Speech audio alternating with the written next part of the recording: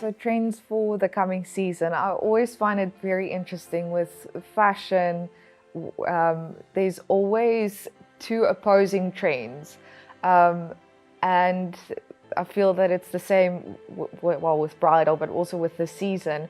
We're seeing a lot of incredibly minimalistic designs where there's absolutely no beading, no weird frills or fuss to the dress. It's a lot of just plain, almost like a column or a sheath style, and a lot of it, which I'm really happy about, is a lot of it is bringing satin back. And satin might sound terrible, but you get the most incredible qualities and different kinds of satins that can create incredibly beautiful looks.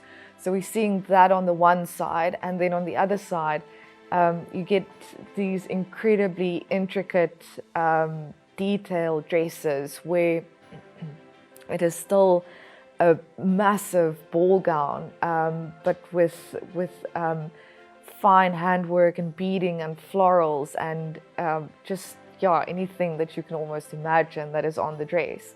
When it comes to trends, I feel that it's a personal preference, but I think it's that kind of thing where as girls we like a little bit of drama, we like the little bit of the fairy tale and the romance to a train. It might not always be the most practical, but there are ways to get around it, to bustle it or to hook it up or make it detachable. But as far as the length of the train is concerned, that is absolute personal preference. If you want super long and dramatic and that's your kind of personality, then you do that. If you want something that's a little bit more practical, that almost just a floor sweeper, then that's what you do. Another trend that we're seeing a lot is jumpsuits, which I am completely stoked about. I absolutely love a jumpsuit, and it's a practical, easy thing to wear. It can look so great, especially with a lot of city weddings. It fits into the backdrop so beautifully. And we've done a few where it's the jumpsuit and with the detachable skirt over that. So, you walk down the aisle, no one would even suspect that you have anything else on underneath. Then you walk into the reception area and boop, you can party all night long. A lot of girls walk in and they say, I don't want a veil, it's too old-fashioned. And with the second to last fitting, we put a veil on, they're like, oh my word, I feel like a bride.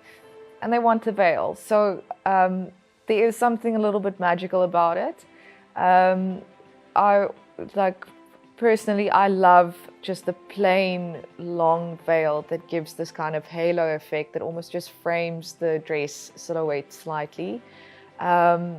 We have completely moved away from the very poofy thing that our mothers wore in the 80s and 90s to something that's almost just flowing down to create that beautiful halo around. And then in terms of detail around that, I always feel like it should complement the dress. If your dress is super detailed, then let the veil be plain. Or if the dress is very plain, then add some detail to the veil. Something to keep in mind though is that detail and lace specifically can weigh the veil down. So you might feel like it's hanging onto your face and over your eyelashes. Especially if you get lash extensions, keep that in mind. It hooks onto the veiling surprisingly easily, and you would never know that unless you've been through it. You do not need to wear earrings and a necklace and a bracelet and this and that. Edit a little bit. We are seeing a lot of tiaras come back. And tiaras in the last 10 years was a little bit touch and go, but these days you can get really beautiful, almost, I can't remember the proper word for it, but that Alice Bandy look, which is beautiful.